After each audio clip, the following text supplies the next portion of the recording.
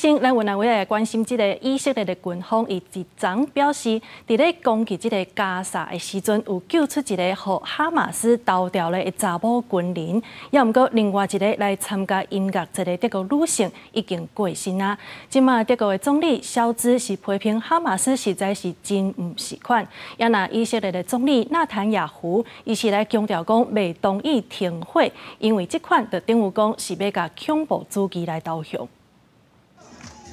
真欢喜唱歌跳舞庆祝救出一个以色列女兵。以色列军方30表示，在加沙这片地面攻势期间，救出一个在10月7日和哈马斯劫持的人质，是叫做美籍迪西的女兵。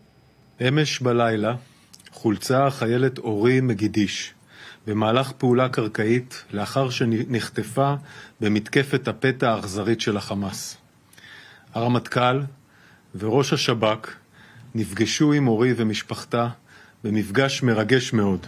不过，军方无详细讲美籍迪西救出时阵状况。进前，以色列总理纳坦雅胡表示，透过地面行动，来努力救出200多人质。只是一个23岁德国籍女子卢克，这次参加音乐节期间，和哈马斯拔走。以色列外交部证实已经死亡。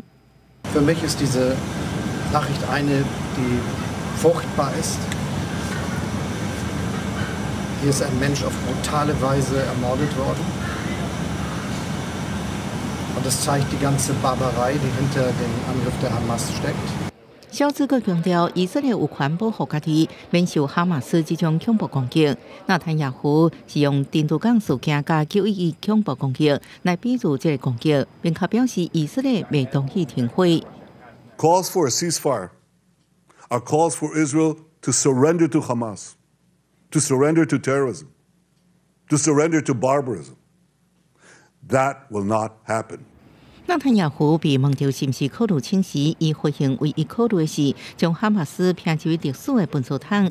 这是巴勒斯坦一个自由记者翕到影片显示，以色列战车在加沙边界附近对一台民用轿车开炮。